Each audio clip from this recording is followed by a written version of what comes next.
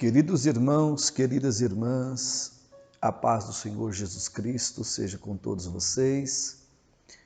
Nós estamos iniciando mais uma aula para a glória de Deus. Essa é a nossa classe, que nós a intitulamos como a classe de especialização no livro do Apocalipse, capítulo por capítulo. Fazendo uma visão panorâmica de cada capítulo.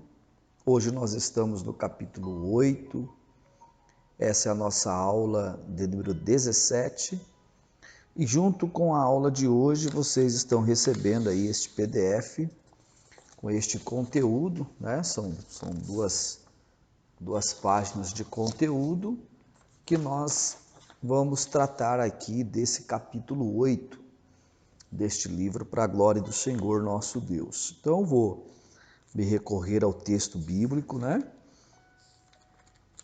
Esse capítulo 8, ele trata do quê? Ele trata da abertura do sétimo selo. Lembrando que os selos passou a serem abertos lá no capítulo 6, né? No capítulo 6. E aí, no capítulo 7, ele vai ter um intervalo, e aí abre o capítulo 8, para tratar aqui justamente do sétimo selo, tá? Por exemplo, se eu estou aqui no capítulo 6, versículo 12, e havendo aberto o sexto selo. No capítulo 7, do 1 até o 17, nós não temos a abertura de selo, tem um intervalo. Já no capítulo 8, havendo aberto o sétimo selo, tá bom? Só a título aí de informação. Então eu tenho aqui o capítulo 8, com a abertura do sétimo selo. Também vai tratar de 7 anjos, que também vai tratar de 7 trombetas, sendo que no capítulo 8 vai iniciar, né, o toque das 7 trombetas, e no capítulo 8 vai ter pelo menos 4 trombetas sendo tocadas, né? No capítulo 9 a quinta trombeta, no 9:1, no 9:13 a sexta trombeta, né? Vai ser então soada aqui. Aí segue-se o capítulo 10, capítulo 11, né? E por aí vai. Lá no capítulo 11, no versículo 15, a sétima trombeta. Você vai encontrar lá. Então, é uma visão panorâmica do que está acontecendo aqui nesse capítulo 8. E dentro do capítulo 8, nós temos um tema central, que é uma divisa central, onde nós vamos poder exaurir o conteúdo também por um ponto de vista diferente, como nós sempre estamos orientando, né? O livro do Apocalipse ele não pode ser um livro só escatológico, que aponte só para as coisas que vão acontecer, né? Ele tem que ter um ensinamento prático para a vida atual, para agora também. Senão nós vamos excluir aí um livro da Bíblia e não pode acontecer isso, né? Por exemplo, eu antes de ler o capítulo 8, eu me lembro aqui do texto de primeira epístola pastoral de Paulo a Timóteo, capítulo de número 3, da segunda epístola pastoral de Paulo a Timóteo, tá? Lá no capítulo 3, no versículo 16, que é um texto áureo da bibliologia, que é a doutrina das Escrituras, aqui trata assim, ó, toda a Escritura, toda, na sua totalidade, toda a Escritura. Paulo está dizendo a Timóteo, divinamente inspirada, aí ele diz, é proveitosa, ponto 1, para ensinar, ponto 2, para redarguir, que seria contestar, combater, debater. Ponto 3, para corrigir. Ponto 4, para instruir em justiça. Ensina, combate, corrige, instrui. Então, o livro do Apocalipse ele não pode ser visto apenas como escatologia, como as coisas que vão acontecer.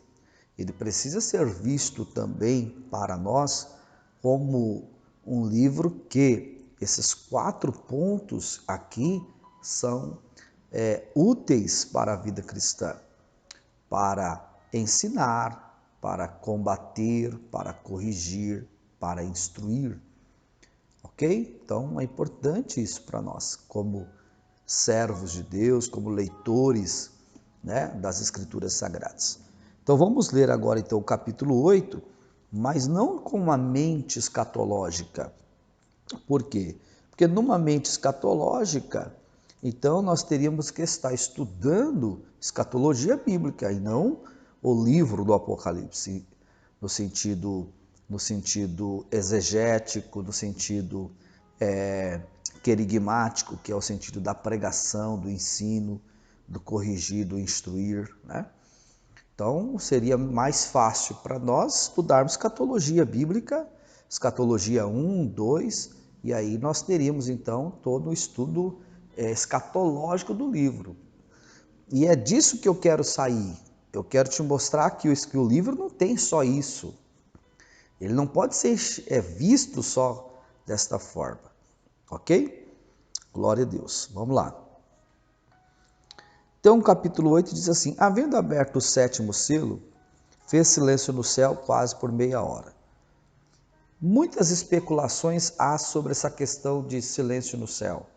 Inclusive, há até uma interpretação de que esse foi o momento que Cristo, na cruz do Calvário, estava dizendo: Pai, em tuas mãos entrego o meu espírito. Expirou e houve silêncio no céu.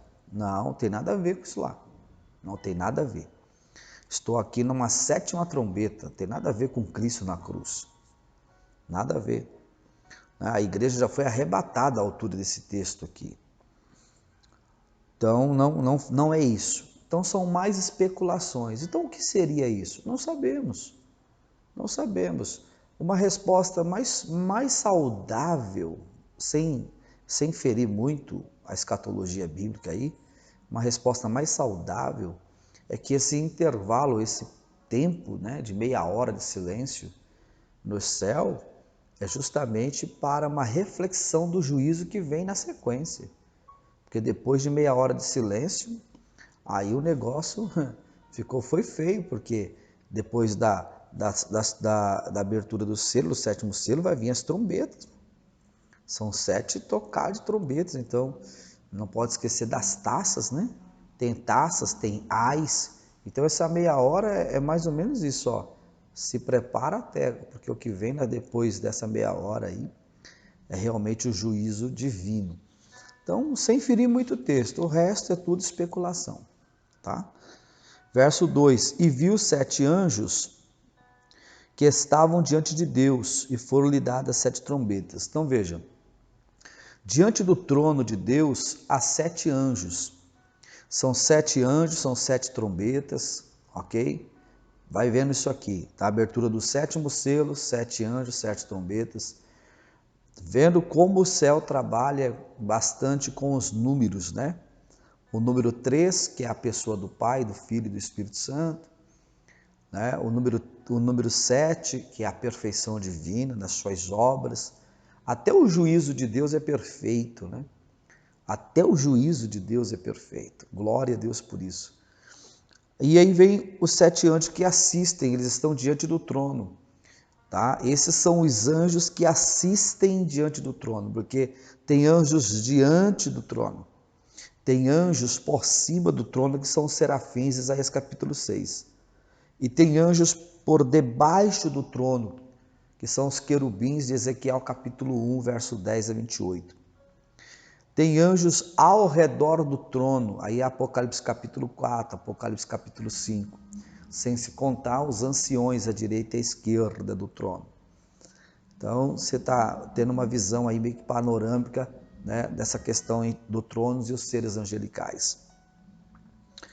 Só que aí no verso 3 vai falar: e vi outro anjo, e pôs-se junto ao altar. Então, tem aqui um altar que está diante do trono. Este altar é um altar de ouro, tá? Um altar de ouro.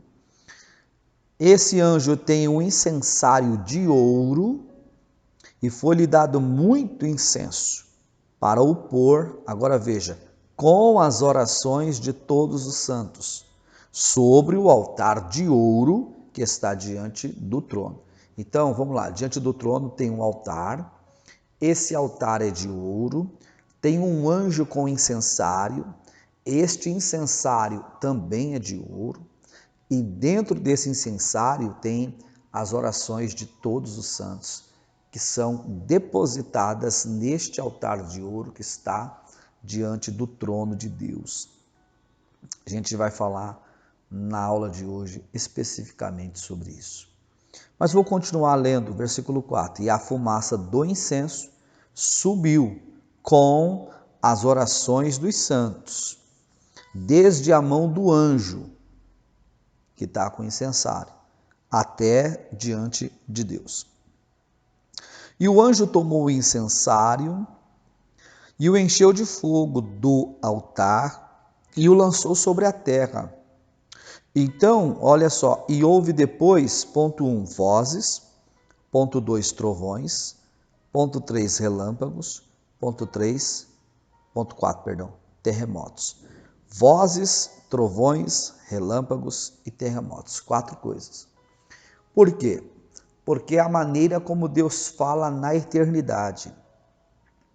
Deus responde às orações dos santos dessas 4 maneiras: vozes, trovões, relâmpagos e terremotos. Só que essas 4 maneiras que Deus tem de responder não é as maneiras que nós temos de entender. Eu não entendo vozes, eu não entendo trovões, eu não entendo relâmpagos, eu não entendo terremotos. Só que os 7 anjos que estão diante do trono conhecem a linguagem das vozes, dos relâmpagos, dos trovões, dos terremotos. Ali, naquele momento, eles já sabem o que o Eterno está respondendo. Ali, o Eterno já está deliberando as vitórias, as bênçãos, as curas, os milagres, as intervenções, né, do Eterno na história do seu povo na terra.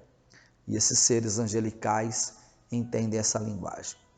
E chega para nós dentro de uma linguagem que nós compreendemos, que é a resposta às nossas orações e também a manifestação do Senhor nosso Deus no nosso ambiente de adoração, no nosso ambiente de culto prestado ao Eterno. Vamos ao versículo de número 6. E os 7 anjos que tinham as 7 trombetas prepararam-se para tocá-las. Aí começa o tocar das trombetas. No capítulo 8 vai ser 4, verso 7. E o primeiro anjo tocou a sua trombeta. Aí qual o resultado? Saraiva e fogo misturado com sangue.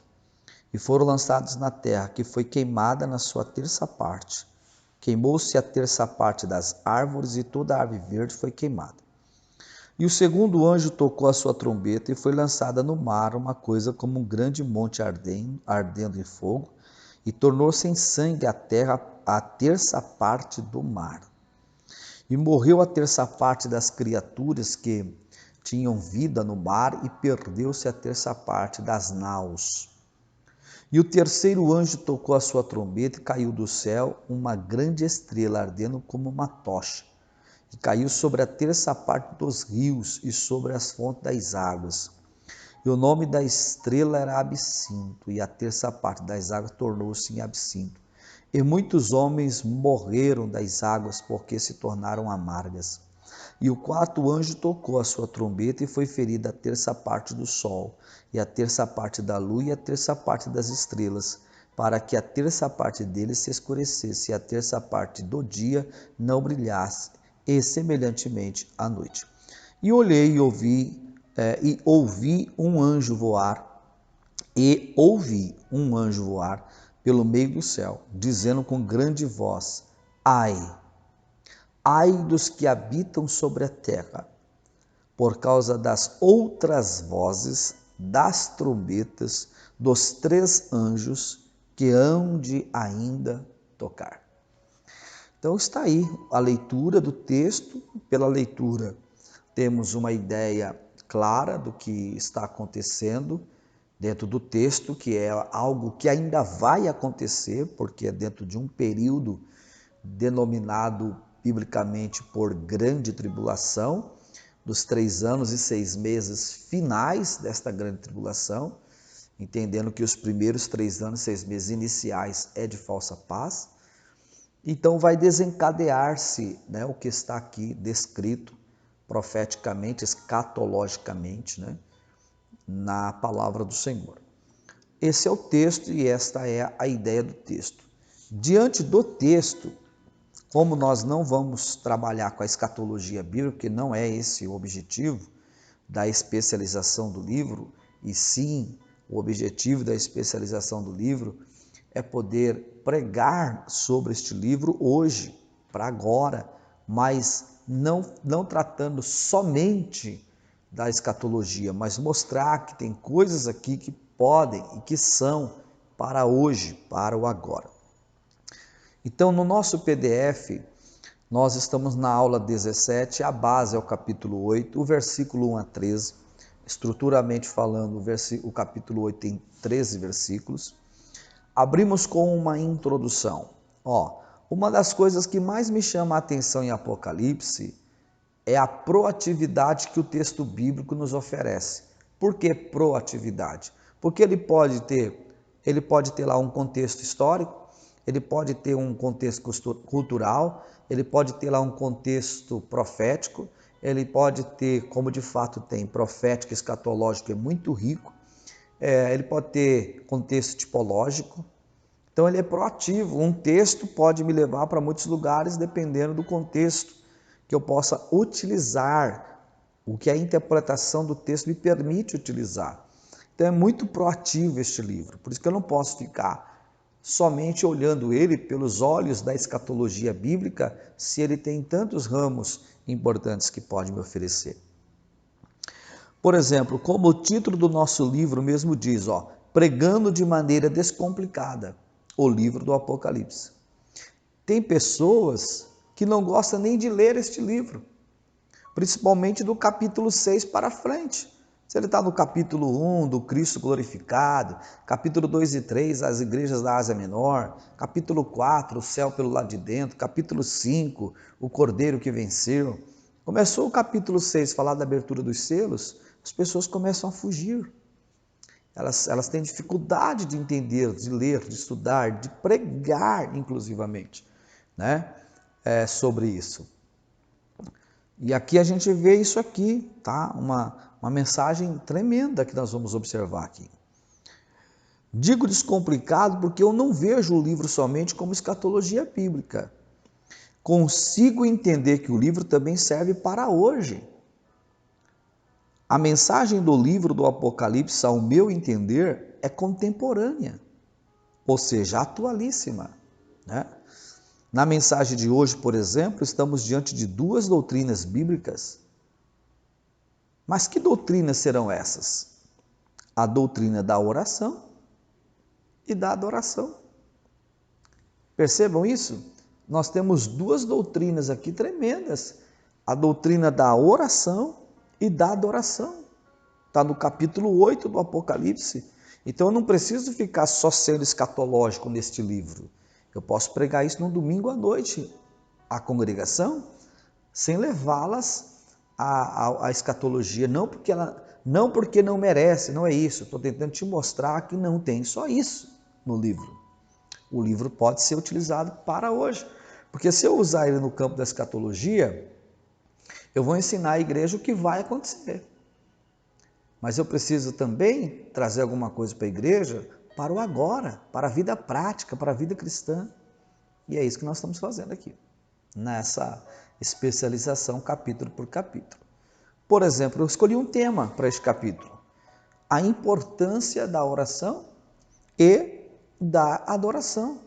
São 2 elementos essenciais para o agora, para o hoje, para a igreja, para o culto, para a minha vida, para a tua vida cristã. Então eu coloquei isso aqui, a importância da oração e da adoração. E nós extraímos aqui quantos pontos? 1, 2, 3, 4, 5, 6 pontos. 6 pontos. Se você assistir essa aula com carinho, com zelo, com tempo, lê o texto, vê comigo o que eu vou colocar aqui, e aí você vai em busca de mais alguma coisa, você é inteligente. Domingo à noite, traz uma mensagem aqui para a igreja. Tira da igreja o medo do livro do Apocalipse, o trauma do livro do Apocalipse. Apresenta para a igreja que o livro ele é atualíssimo, é contemporâneo, é para os nossos dias, pelo ponto de vista da mensagem que vamos pregar.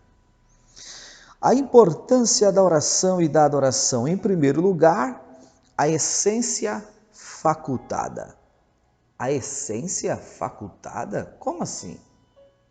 Deus nos facultou uma essência tão maravilhosa. Vamos lá? Quando lemos Gênesis 2, versículo 7, somos informados sobre o momento da formação do homem. E formou o Senhor Deus o homem do pó da terra. Então Deus pega lá um elemento, né, pré-existente, que é o pó da terra, e ele vai pegar este elemento, na raiz do hebraico, assar, e ele vai formar o corpo. Ele formou o corpo do homem. Na linguagem bíblica, o corpo do homem é o quê? É um templo, não é? É um templo, é uma morada, é uma casa, é uma moradia, é um tabernáculo terrestre, é um lugar de habitação do Espírito de Deus. Deus fez essa casa, fez esse tabernáculo, essa moradia, ok. Ato contínuo, no mesmo versículo, 7, ato contínuo, o Senhor Deus assoprou. Aí a palavra assoprou vem da raiz hebraica, que vocês já conhecem, ruach, e aí vem o vento, o hálito, o sopro, o espírito, Então, o Senhor Deus fez o soma, que é o corpo, ou o bazar, que é o corpo, ok? E assoprou o ruach, que é o espírito, o fôlego da vida, que é o vento, que é o hálito, que é o sopro, ruach. O homem passou a ser o nefesh, que é uma alma vivente, ok? Então, agora preste atenção nisso aqui. Porque no ato contínuo, o Senhor Deus assoprou vento, hálito, sopro, espírito nas narinas do homem, o fôlego da vida, e o homem passou a ser um nefesh, que é uma alma vivente. No momento do sopro divino, o Eterno, aqui está o cerne da questão, o Eterno colocou dentro do homem uma essência. Por quê? Aquilo que estava dentro de Deus veio para dentro do homem no momento do sopro. Aqui está a essência facultada. Deus, ele facultou ao homem uma essência. Por isso que o homem é um adorador, porque ele tem a essência de Deus. Imagine isso. O homem passou a ser um ser tríplice, espírito humano e alma humana e corpo humano. O relacionamento do homem com Deus se dá no Espírito. Por quê? Porque Deus é Espírito. Está em João 4, 23 e 24. É justamente no Espírito humano que fabricamos o incenso que é depositado no altar de ouro que está diante do trono de Deus.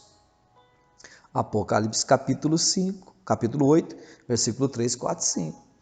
Veja que ali tem um incenso, e aí ele diz que aquele incenso sobe misturado com as orações de todos os santos. Essas orações, elas são fabricadas na terra por todos nós, crentes salvos em Jesus. São duas coisas, as orações e a nossa adoração. Por isso que o Pai procura, aleluia, os verdadeiros adoradores. Os verdadeiros adoradores que o adorem em espírito e em verdade. O Pai procura.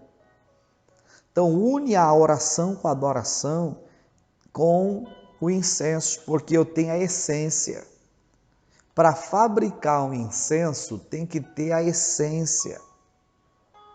Então, não basta ter só o incenso, tem que ter a essência. E a essência está dentro de nós, que se mistura com o incenso que está lá. E aí, ambos são oferecidos no altar de ouro. Este anjo que tem o incensário, ele é identificado como o anjo sacerdotal. Ele é o sacerdote angelical do altar de ouro. Ele é identificado como sacerdote angelical. É o anjo sacerdotal. Então observe, nós fabricamos aqui aquilo que é levado para lá. Todos os dias, os anjos de Deus descem à terra para buscar, ou seja, recolher, em salvas de ouro, ou seja, vaso de ouro, as nossas orações e a nossa adoração. Oh glória, bendito seja o nome do Senhor para sempre. Aleluia. Precisamos entregar logo pela manhã as primícias do nosso dia. Alamanchore me dar a súria. Oh glória a Deus. Olha o que Paulo diz aqui na carta aos Romanos, no seu capítulo de número 11 e no seu versículo de número 16. Olha isso aqui. E se as primícias, as primeiras coisas, se as primícias, as primeiras coisas, são santa, também a massa ou seja, tudo que envolve as primícias também é santificada. Se a raiz é santa, também os ramos são. Numa outra linguagem para você entender, se eu amanheço, ao amanhecer do dia, no amanhecer do dia, no romper do dia, das 5, das 6, a hora que você se desperta para o seu trabalho, para o seu a fazer, se você já faz isso, oferecendo a Deus algum momento de devocional, aleluia, oh glória, oh aleluia, você está santificando o resto do seu dia. Tudo aquilo que envolve o seu dia, que é a massa, porque as primícias são as primeiras horas, os primeiros momentos que você acordou é as primícias. O resto das horas desse dia é a massa. Se você dá a Deus as primícias, a massa está santificada. Se você dá as primícias do seu dia, é a raiz. Então os ramos, o que vem depois, os horários do dia, está santificado. Isto é contexto de prioridade. A quem priorizo primeiro? O que priorizo primeiro? Você já viu que aqui em Mateus, oh glória, aleluia, meu Deus, o Senhor é bom. Mateus capítulo de número 6, quando o Senhor Jesus vai tratar da solicitude da vida, né?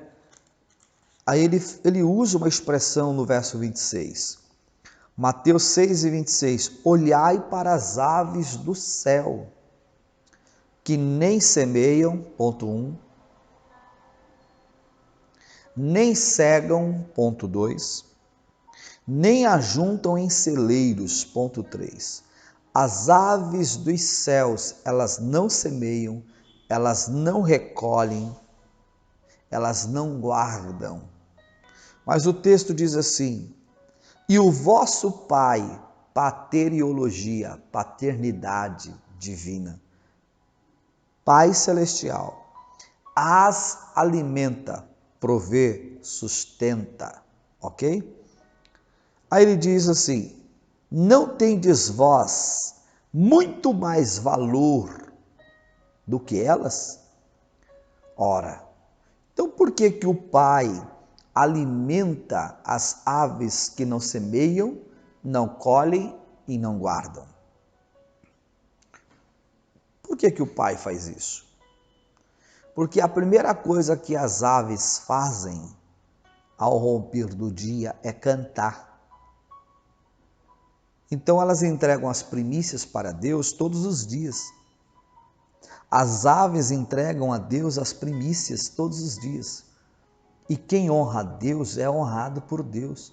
Quem prioriza Deus, Deus o priorizará no sentido de os proteger, de os guardar, de os alimentar. Não estamos falando de salvação, né? Não é contexto de salvação, contexto de cuidado, de honra.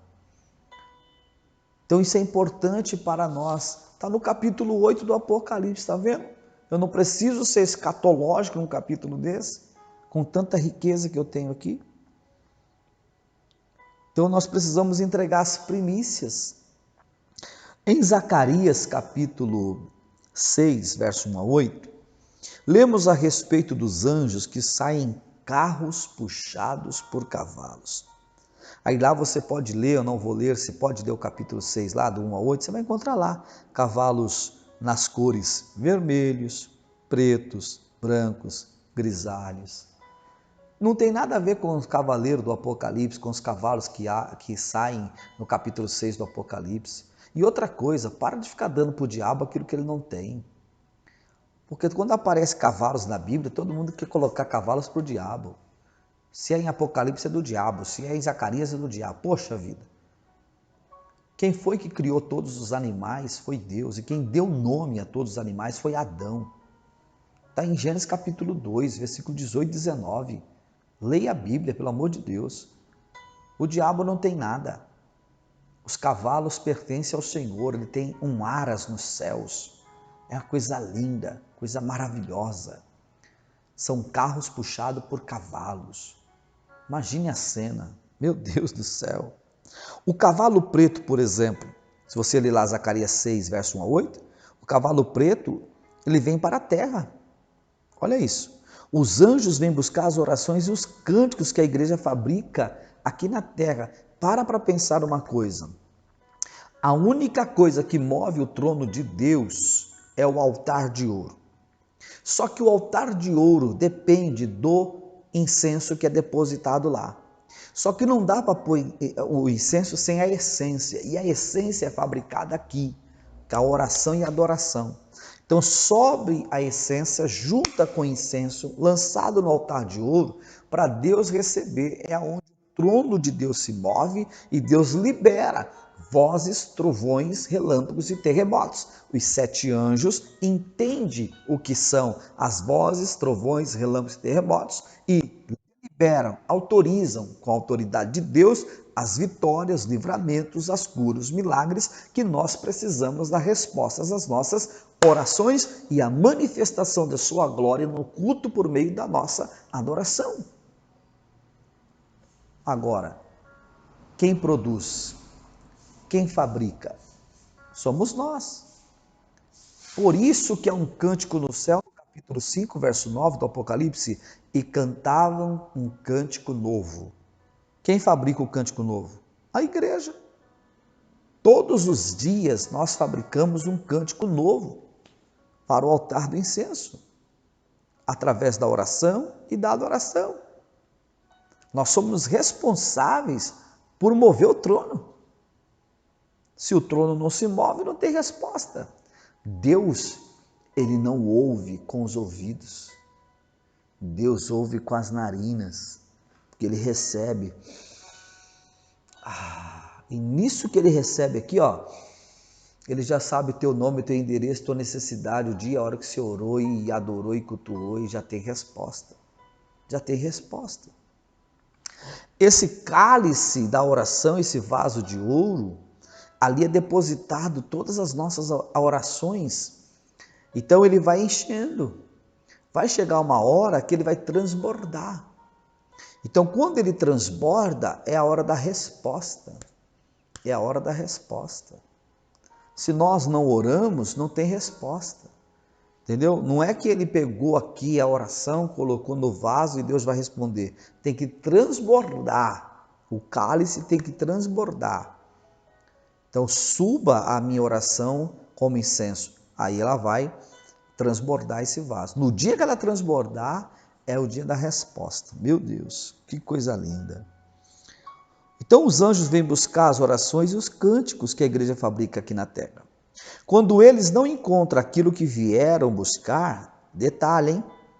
Eles não comparecem perante o trono, porque ninguém pode aparecer de mãos vazias diante do Senhor nosso Deus. Deus falou isso com Moisés para falar com o povo. E ninguém apareça perante mim de mãos vazias. No céu é a mesma coisa. Quando o anjo desce na minha vida para buscar a minha oração e adoração, e esse dia eu não orei, não adorei, ele volta para o céu, mas sem o recurso que veio buscar. Então ele não pode ir para a presença de Deus. Ele não comparece, porque ele está vazio, o vaso está vazio. Ele não conseguiu trazer ou subir com uma coisa que eu não fabriquei. Então ele não comparece diante de Deus. Quanto tempo faz que o anjo que Deus designou para buscar a minha oração e a tua adoração, a minha oração e a sua oração, a minha adoração e a tua adoração, quanto tempo faz que ele não leva nada? Agora é para nós, confronto. Qual foi a última vez que um anjo que foi designado para descer na tua vida conseguiu levar alguma coisa?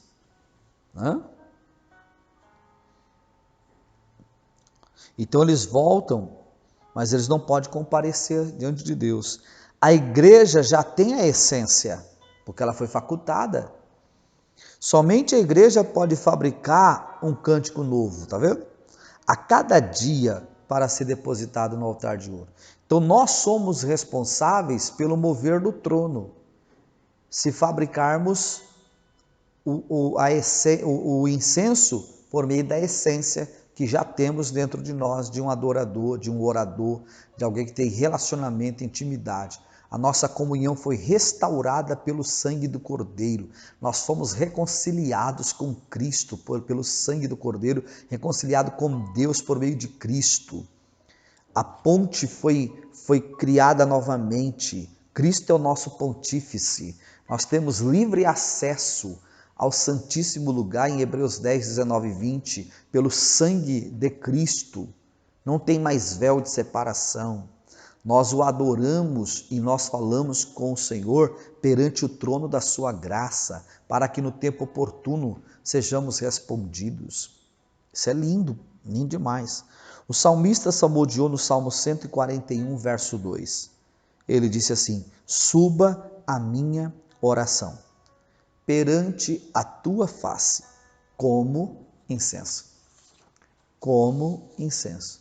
O subir das nossas orações perante a face do Senhor, pelos anjos que vêm buscar, como incenso. Isso é lindo demais, irmão. Então, em primeiro lugar, nós já temos a essência.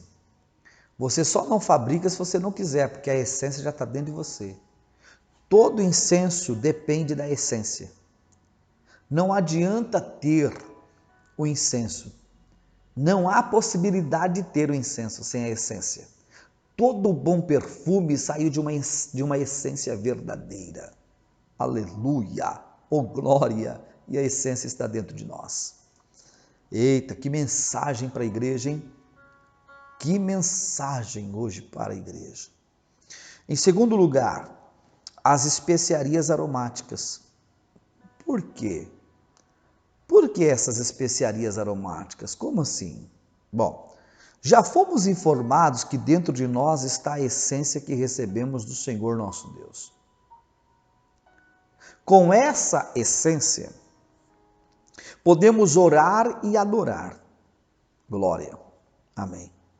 Todavia, precisamos das especiarias aromáticas para adicionar às orações e à adoração. Eu já tenho a essência, agora eu preciso de especiarias para adicionar a esta essência na fabricação, na produção das orações e da adoração. Quando o altar de incenso no tabernáculo de Moisés foi confeccionado, o Senhor Deus exigiu incenso puro de igual peso. Lemos em Êxodo capítulo 30. versículo 34 a 38, você pode parar o vídeo agora aí, dar uma pausa, vai lá e lê o texto e volta para cá. Lê o texto? Viu o que está escrito no texto? Percebeu aí o que está no texto? Então volta aqui. Lemos em Êxodo 30, verso 34 a 38, sobre as 3 especiarias, você acabou de ler o texto aí, necessárias para adicionar no altar do incenso. Você viu? Então não é só a essência que está em mim.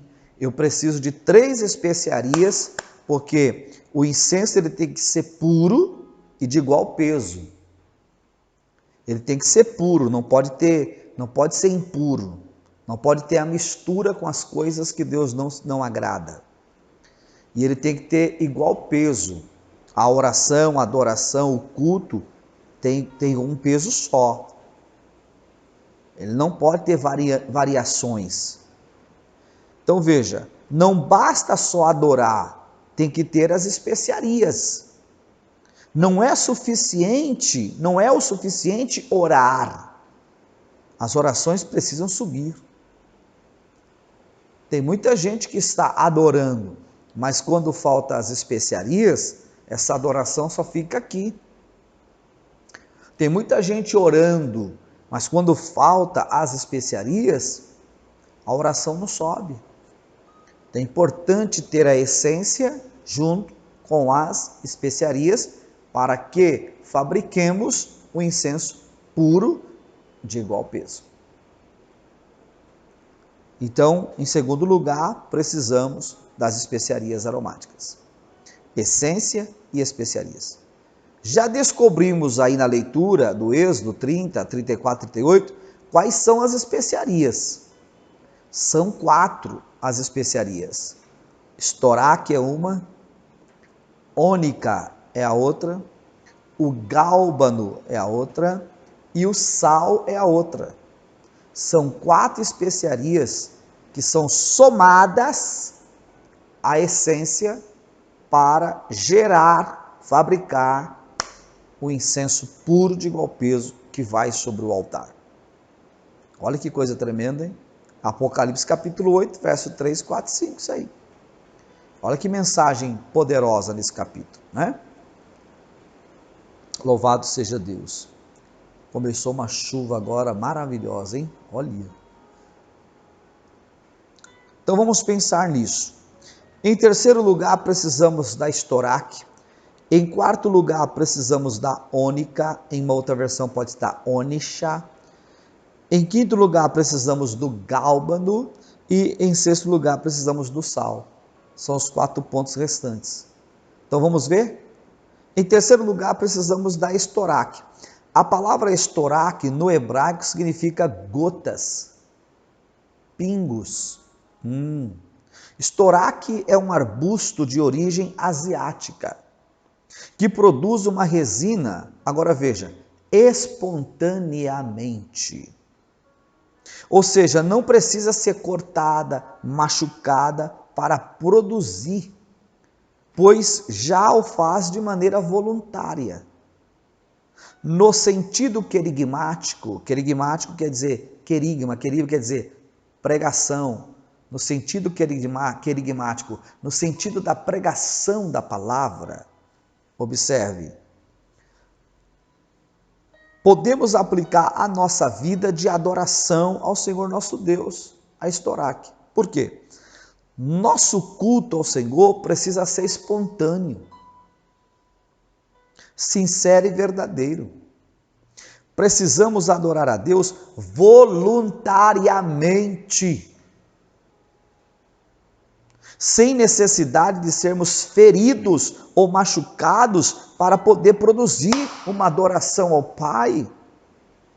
Oh, meu Deus! Queridos, eu vou pregar essa mensagem ainda hoje, sabe? Ela está tão gostosa aqui, que eu tenho uma aula hoje à tarde de sermão expositivo, eu vou ministrar isso aqui para eles também. E hoje à noite eu vou pregar em uma confraternização de jovens, de agradecimento pelo ano. Eu vou pregar essa mensagem lá também, sabe? Porque ela está tão gostosa, Aleluia, ela está tão gostosa. Eu não sei você aí, que hora que você está assistindo esse vídeo, qual o momento que você está, como você está vivendo agora. Mas o meu culto e o seu culto tem que ser espontâneo, como a estoraque, que não precisa ser machucada, ferida, cortada, atingida, para ver se sai dela alguma resina. Então o nosso culto tem que ser espontâneo, tem que ser voluntário. Um glória a Deus espontâneo, um aleluia espontâneo, uma adoração espontânea, uma oração espontânea, nada de julgo, nada de pressão, isso não funciona, não sobe, é coisas de homens para homens, coisas de adorador para o Criador, tem que ser espontâneo, tem que ser voluntário, tem que ser puro, tem que ser sincero, tem que ser de todo o coração, aleluia. Oh glória, oh glória, que bênção, meu Deus, que palavra gloriosa, oh aleluia, bendito é o nome do Senhor, glória a Deus, oh Jesus maravilhoso, Espírito Santo, ajuda meu irmão do outro lado, ajuda esse irmão, essa irmã que está assistindo esta aula agora, ajuda teu filho e tua filha a entender isso, que o Senhor não quer julgo em ninguém, o Senhor quer a liberdade dos verdadeiros adoradores, aleluia. Em quarto lugar, precisamos da ônica. Ônica ou ônicha depende muito da versão bíblica que você está lendo aí agora. Você pode estar lendo uma versão que está ônica, na outra pode estar ônicha, ok? Essa especiaria, ela fica nas profundezas do Mar Vermelho. Por quê? Porque é um molusco.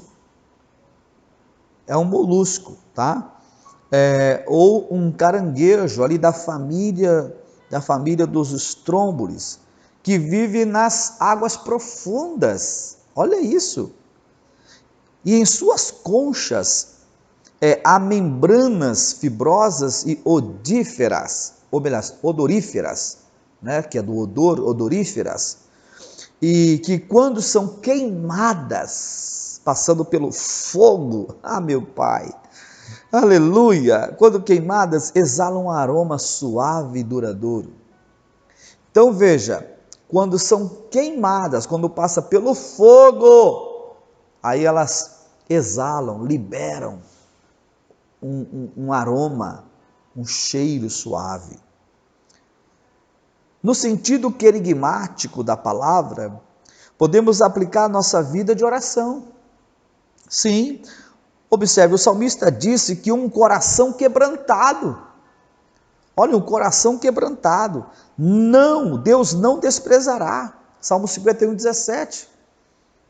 Quando descemos em oração, às profundezas do mar da humilhação, a nossa oração sobe como incenso suave perante o Senhor, que é o Salmo 141, verso 2. Suba a minha oração como incenso à tua presença.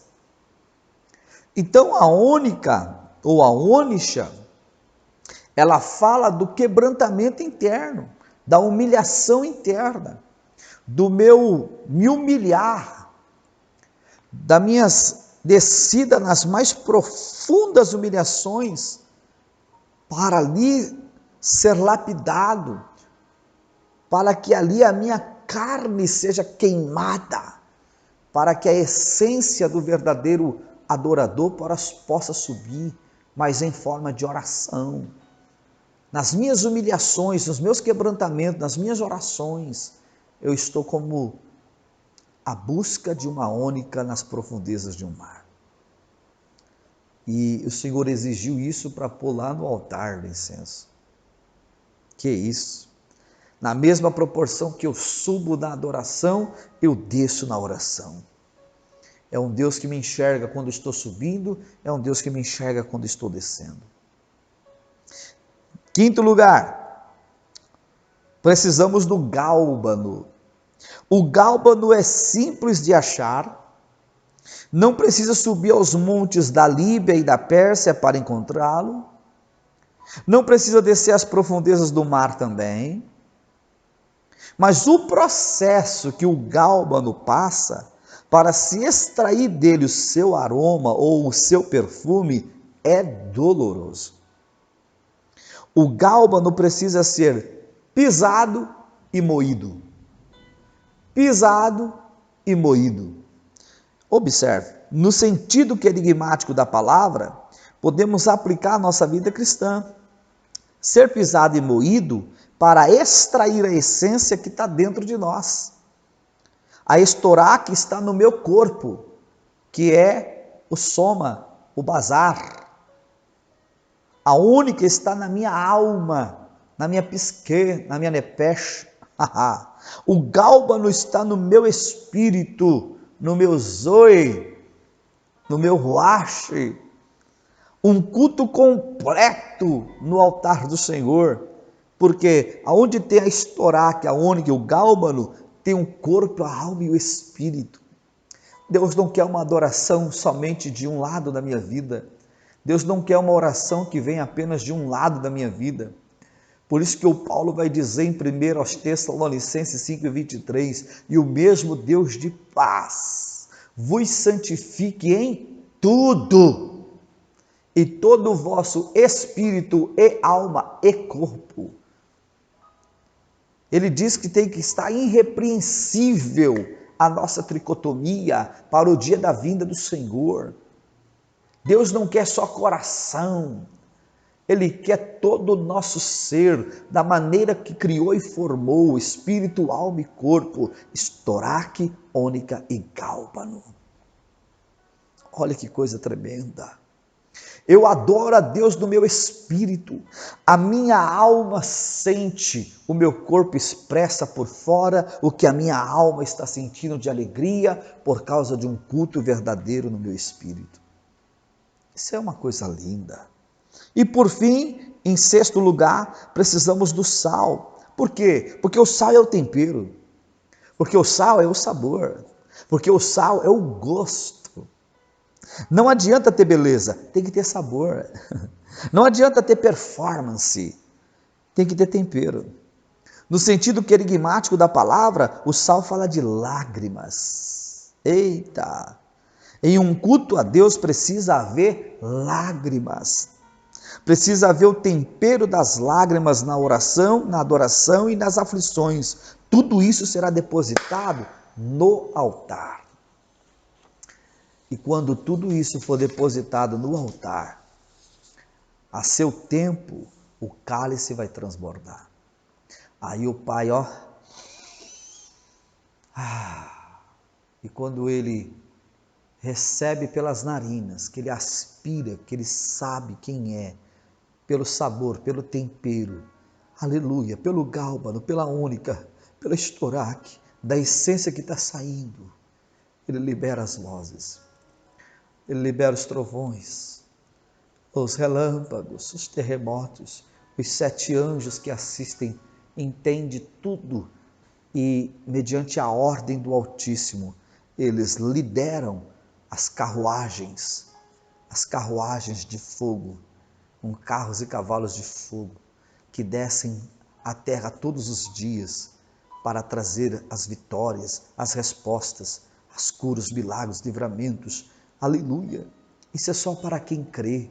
Se você é cético, desiste desse curso, não assista mais, some daqui, porque isso é só para quem acredita nas coisas celestiais, num céu que não está parado, num Deus que trabalha em favor daqueles que nele esperam. Aleluia! Tem vitória, tem cura, tem milagre, tem salvação, tem libertação. Deus está agindo, Deus está trabalhando, mesmo quando Ele não aparece. Essa é a nossa aula de hoje. Deus em Cristo te abençoe continuamente. Para a glória de Deus Pai, em nome do Senhor Jesus. A paz do Senhor.